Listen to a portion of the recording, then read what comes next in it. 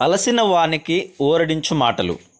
సహోదరుడు భక్తసింగ్ గారి పరిచర్య నుండి సేకరించిన అనుదిన ధ్యానములు. యేసు శ్రమపడిన తరువాత 40 దినముల వరకు వారికి అగుపడుచు దేవుని రాజ్య విషయములను గూర్చి బోధించుచు అనేక ప్రమాణములను చూపి వారికి తన్ను తాను సజీవునిగా కనపరుచుకొనెను. అపోస్తలుల కార్యములు 1వ అధ్యాయము 3 వచనములు.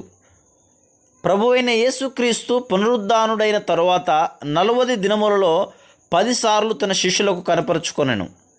5 సార్లు పునరుద్ధానుడైన దినమున, ఈస్టర్ దినమును, మరొక 5 సార్లు పునరుద్ధానుడైన మరుసటి దినము నుండి 40వ దినం వరకు, అనగా ఆయన పరలోకమునకు కొనిపోబడిన దినము వరకు కనపరుచుకొనెను.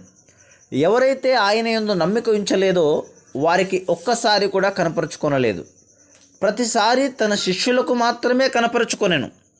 ఆయన శిలువపై ఉన్నప్పుడు ఇశ్రాయేలు రాజు కదా, ఇప్పుడు శిలువ మీద నుండి దిగిన ఎడల వారిని నమ్ముదుము అని హేళన చేసిరి.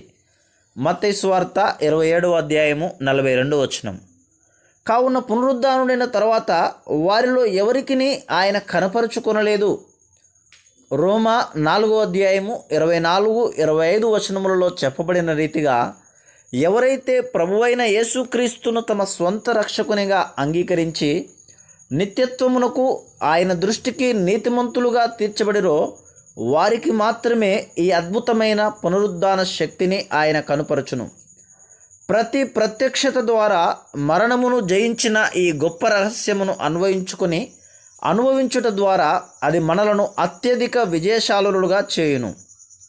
దేవుడు 40 సంవత్సరములలో అబ్రహామునకు దైవిక స్నేహమును గూర్చిన రహస్యమును బయలుపరచుట కొరకు 10 మార్లు అతనికి ప్రత్యక్షమాయెను. లేఖనములలోని 3 చోట్ల 2వ దినవృత్తాంతములు 20వ అధ్యాయము 7వ వచనము, యెషయా గ్రంథము 41వ అధ్యాయము 8వ వచనము, యాకోబు రాసిన పత్రిక 2వ అధ్యాయము 23వ వచనములలో అబ్రహాము దేవుని స్నేహితుడుగా పిలువబడెను. అబ్రహామునకు కలిగిన దేవుని 10 ప్రత్యక్షతల ద్వారా దేవునితో స్నేహమునకు 10 మెట్లు ఉన్నట్లు మనం చూస్తున్నాం. అదే విధానములో పునరుద్ధానము తర్వాత ప్రభువైన యేసుక్రీస్తు తన శిష్యులకు ఇచ్చిన 10 ప్రత్యక్షతల ద్వారా మన అవసరములన్నిటి కొరకు ఆయన గొప్ప పునరుద్ధాన శక్తిని అనుభవించు 10 రహస్యము గలదు. ఇట్టి శక్తి ద్వారా ఒక దినమున ఆయనను ముఖాముఖిగా చూచి ఆయన వలె ఉందుమను నిరీక్షణను మనలో కలిగించెను.